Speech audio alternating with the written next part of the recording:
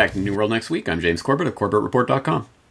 And I'm James Evan Pilato from MediaMonarchy.com, stopping information and harmful content. We've got that story plus coordinated responses. But first on this all-medical martial law episode of New World Next Week, our first segment, U.S. ramps up sanctions devastating Venezuela's health sector as coronavirus spreads. This coming from thegrayzone.com, promising to smash Venezuela's government during a maximum pressure march, is what they've called it. Trump has imposed crushing sanctions that force Venezuela to spend 3 times as much as non-sanctioned countries on coronavirus testing kits. James, I don't have it in my stack of links, but I mean, I saw Maduro on TV there showing how the proper way you put on a mask or how to make a makeshift mask. And it just kind of made me wonder if I could imagine Swamp Thing doing such a thing here on American television, which I guess in a way I could imagine him doing that. So again, sanctions, as many folks have said, are essentially war crimes, punishing basically women and children. U.S. imposes new Iran sanctions, complicating coronavirus. This is coming from antiwar.com. Pompeo, who, of course, I never want to miss the opportunity to note, is a CIA liar who, don't forget, he made his bones helping Monsanto block boycotts of their, which that sounds familiar to some other sort of geopolitical situations where you're not allowed to boycott something. Pompeo accuses Iran of being an accomplice to the virus. Last week, Iranian officials emphasized that U.S. sanctions are making their reaction to the coronavirus outbreak much more difficult, leading to both Iran and China to urge the U.S. to put those sanctions on hold for humanitarian reason. And I think it was Ryan Christian at The Last American Vagabond. It's basically, again, it's like the Jack Palance thing of, throwing down the gun in front of him. We force these situations and then go, gosh, you guys suck. You sure can't handle this coronavirus outbreak because we've got crushing sanctions on you. The other bit to tie into all of this, maybe a good news bit to tie in, quarantine the U.S. military machine. This from Global Research. It happened on almost the same day. Italy's lockdown. People confined to their homes across the European Union. Influx of 30,000 U.S. troops in preparation for the Defend Europe 2020 war games against Russia. In the largest display of military might since the Cold War. Across Europe, though, no sports events, no anti-war protest movements. So apparently protecting Europe against Russia is on hold. Why? Nothing to do with protecting civilians against the virus. Again, as Global Research notes, the military need the green light from civilian politicians, the Washington Hawks, the so-called leaders who at least think that they get to decide on waging war. So, James, on this first whole segment of this all-medical martial law episode of New World Next Week, that's essentially a look at the geopolitical angle of coronavirus, no?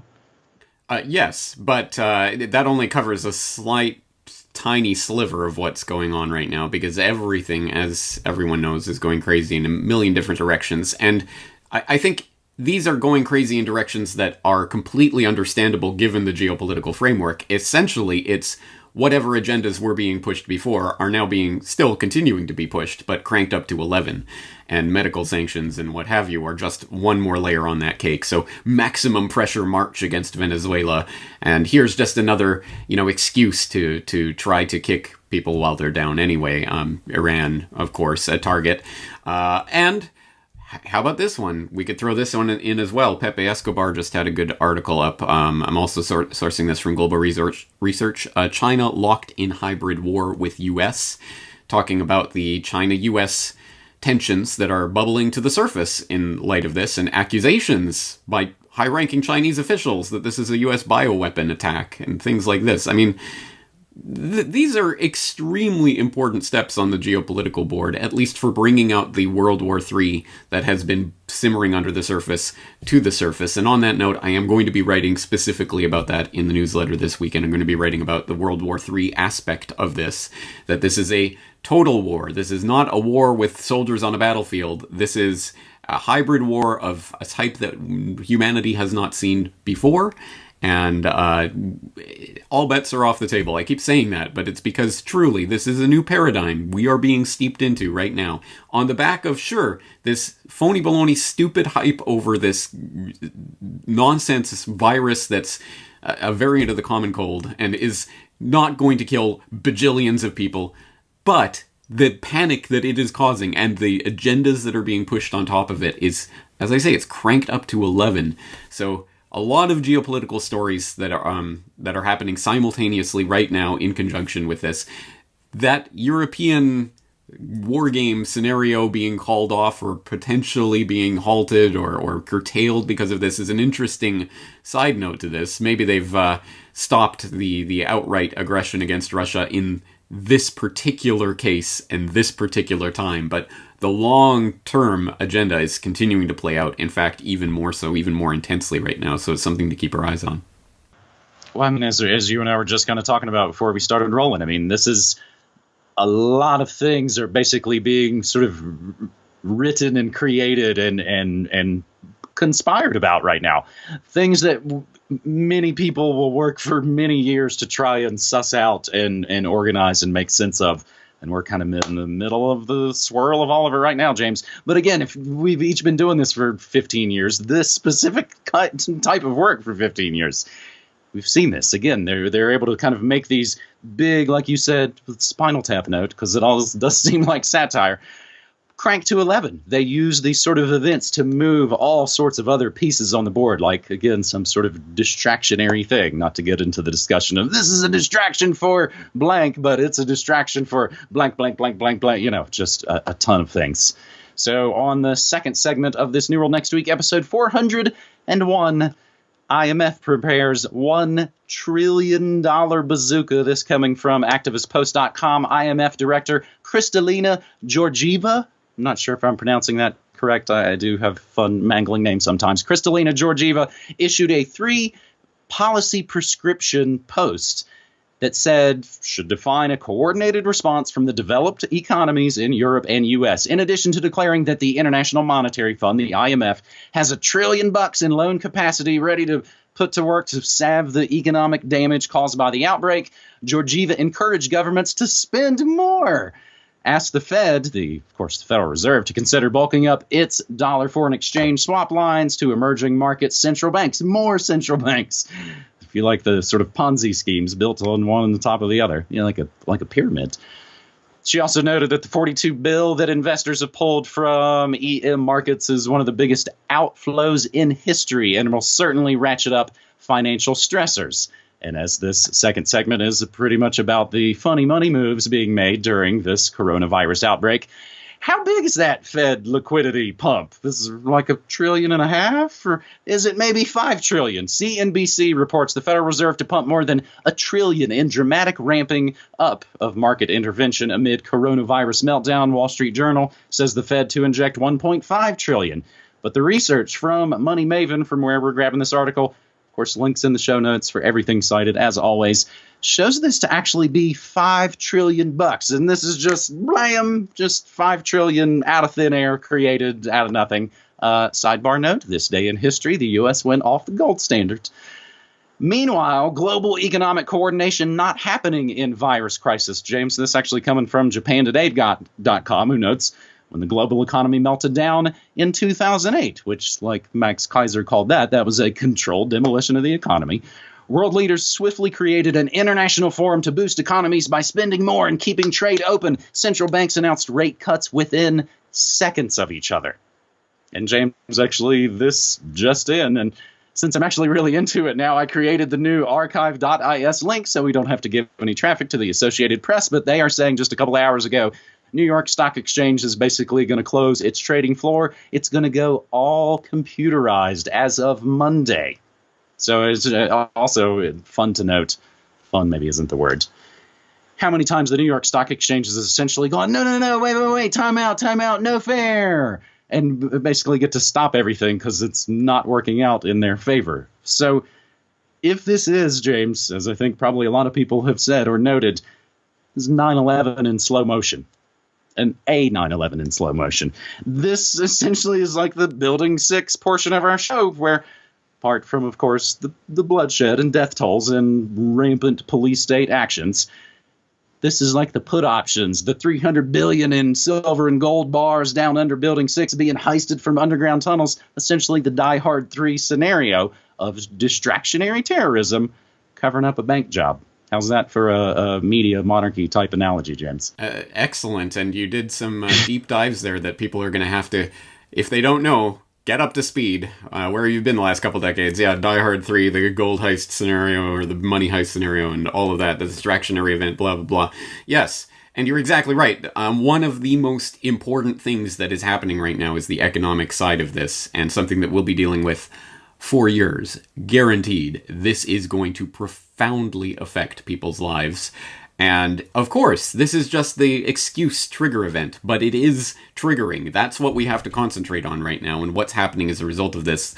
I found that article very fascinating about global economic coordination not happening in virus crisis, where they lament, back in 2008, 2009, everyone came together. Remember that London G20 where Gordon Brown declared a new world order to save the earth, and all the central banks acted together, and look how they buoyed the economy, and everything was perfectly fine after that, right? Yeah, we hit the lows in the Lehman collapse era, and then straight up like a line to record highs on the stock markets. Yay, right? Economy fixed. That was the narrative. Of course, that was the narrative they pumped. Now we're getting these articles like, well, they're not doing that this time. We need more global economic coordination. And this is exactly what I'm expecting. A fail forward. People are saying, Patrick Buchanan wrote an op-ed recently, globalism is extinct, or globalists will go the way of the dodo, or something like that. Basically saying, this is everything against the globalist agenda. It's showing that we have to close down borders and hunker down and be self-sufficient and all of this, so globalism is dead. I don't think so. I think they're going to fail forward with this, but you can't fail forward until you reach that bottom, and we have not reached the bottom yet. It's going to have to get to absolute crisis conditions, people crying out for someone to help, before they swoop down as the savior. And in this case, we know the Bank for International Settlements and other bodies have been talking about this for years. They've been blowing this big bubble. These central banks that we essentially dictate to have been blowing this big bubble, and it's going to pop someday. All of those seeds have been planted over the years. And when it truly hits the bottom is the point at which we're going to see global economic coordination. That's going to be very interesting to see the way that plays out and what that means in terms of a new monetary order, because we're not just talking finance or economics here. We're talking monetary, and where the dollar goes from here. Again, such massive moves that I can't even begin to start articulating them now. I will obviously be covering this in extensive detail from here on out, but people, please keep your eye on the economic side of this. This is a huge part of what's taking place right now. And as I say, yeah, the trigger event may be all hype and phony or whatever, but the event itself is very real, and it's going to start affecting people's lives in a very real way. Oh, yeah. An analogy could be, there might be blanks in the gun, but everybody's freaking out because they heard gunshots. And the effects from that, we're all basically going to feel. I mean, James, the U.S. is already talking about some fuzzy quasi-form of universal basic income, which is what all those crazy socialist countries do. So, speaking of coordinated efforts, our third and final segment on this all-medical martial law edition of New World Next Week pretty much turns to the cyberspace war angle of the coronavirus panic pandemic. FAANGsters issued joint statement on misinformation, this coming from TechCrunch.com, in an unprecedented move to reassure customers and flag the potential for misinformation about COVID-19 on their platforms, all of the major social media companies and their parent corporations, as they have, of course, coordinated before when it was time to remove wrongthink from all of their platforms, and they do it in a coordinated effort, right, in a strike all overnight at the same time. They do it again, surprisingly. They all issued a joint statement on their efforts. We invite other companies to join us as we work to keep our community safe and healthy, the statement read.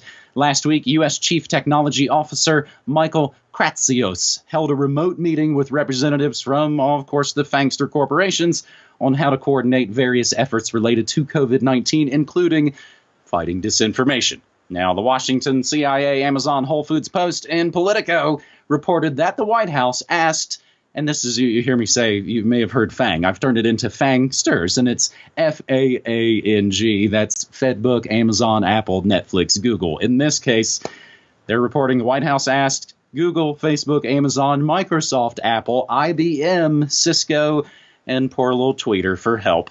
So, James, the interesting bit related to this, the YouTube blog post about this, about how they're gonna, crack down.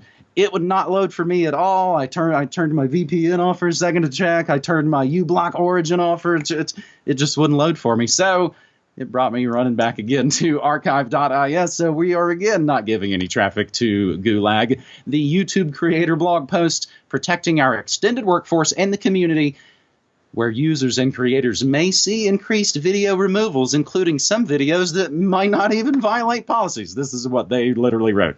We won't issue strikes on this content, except in cases where we have high confidence that it's violative. Interesting use of rare words. But James, to put the icing on the gravy here, FedBook hits coronavirus articles with a sledgehammer. Why did I mess up just saying that? Because activist posts essentially put a bunch of asterisks in the word, much like you have to edit out swears or something. This is pretty much what we've come to.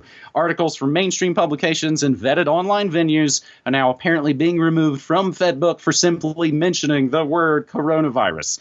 As of today, FedBook Newsroom has a post stating it's dedicated to providing accurate information to the public about the coronavirus epidemic, keeping people safe and informed about the coronavirus.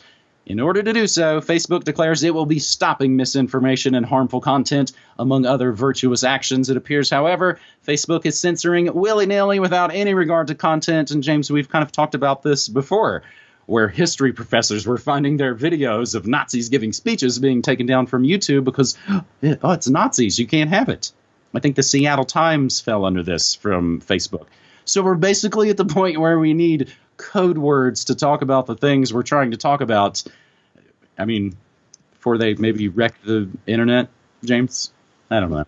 Yeah, and the Seattle Times article that you're referencing that got hit by this Facebook censorship, if I'm not mistaken, is the one they're reporting on. Oh, by the way, the US government is now trying to get all your geolocation data in order to track the movements of people who have coronavirus, because that's going to be, again, I cannot stress this enough, this is the new paradigm. The war on terror defined the post-9/11 age. Now we have the war on bioterror. They're probably not even going to call it bioterror, but whatever they call it, this is the new biological age that we're moving into, where everyone is a suspect asymptomatic carrier. And so now we need all your geolocation data so we can track everyone that you've met in the past couple of weeks. The Seattle Times of all places reports on it, and Facebook censors their posts.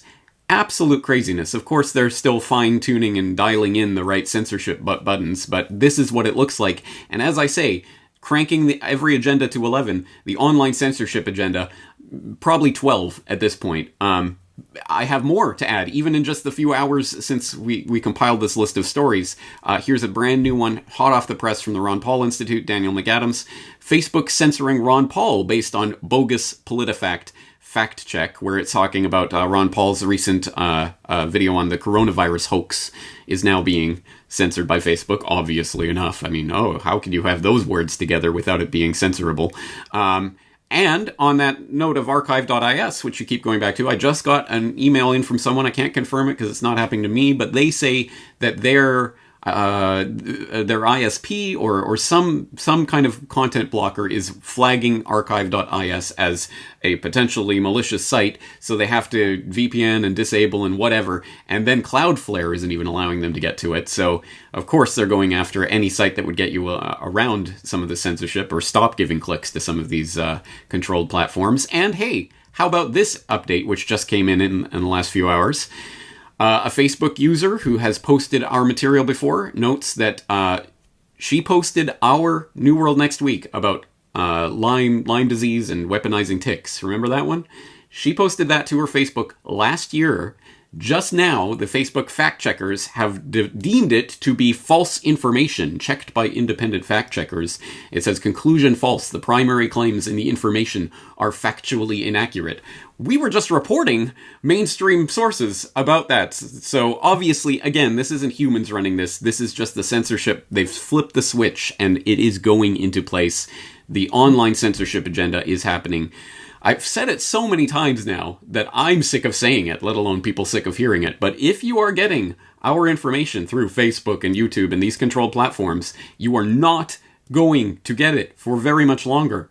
censorship agenda is on overdrive right now. They're not. This is the WHO director is saying this isn't just a pandemic; it's an infodemic.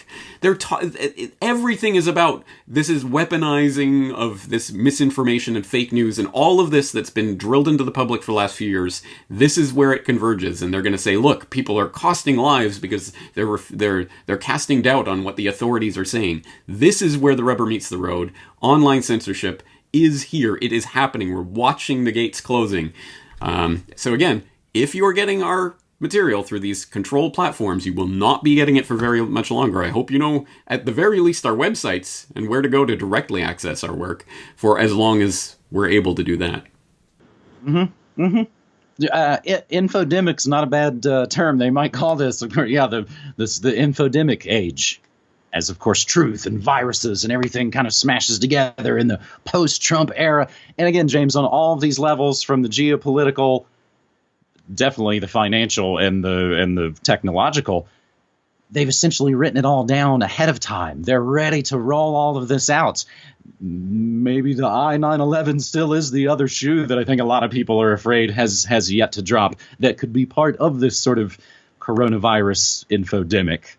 James, in wrapping up this episode, how are you guys doing? You and your family doing okay? No marauding bands of crazies yet? Let me check. Wow. What do I see outside? Actually, very good question, and a lot of people are asking it, so that's going to be my next questions for Corbett. I'm going to show people what is happening in Japan, and I say people will be surprised at what they will see and what they won't see, and I'll explain why that is. So I'll just tease that out for now. But anyway, we are perfectly fine at this moment. Our family is totally okay at this moment. And we are prepared for a number of eventualities. But unfortunately, when the entire world starts going crazy, you can be the island of sanity, but you still depend on connections with other people and the world around you. So as things start to get crazy around you, it's hard to be a completely walled-off island and a walled-off garden, which is why I think this is going to start affecting everyone, even people who think that they are quite isolated. Well, and you know, luckily, this is funny. It's the first time it made me thankful I'm down in New Mexico, as we were one of the last places to have any confirmed cases. Idaho, which is where I was going to be going here in just a few days, but my Tree Fort Big Music Festival, of course, has been postponed. Idaho was one of the last places, but you know what? The very last place in America to have a confirmed case was, of course, West Virginia. James, I think I have a pretty cool island community, as it were, for Media Monarchy. See how I did that transition there? But even I was thinking about it as we were talking about, you know, I use Discord a lot for my chat stream, for the Media Monarchy memberships. We do nearly everything in there. Meanwhile, I've been trying to build my own website for the eventuality, because even before all of this, it was like, oh, I could wake up any day and Google or Amazon or whoever will buy Discord, and of course it'll start to go downhill and my desire to be there would evaporate. But it's still working. It's still working so far. And again, I mean, in some ways, alternative media, we were maybe well positioned for something like this. But it ain't going to work, of course, if everybody loses all of their jobs in their way to sort of make any money.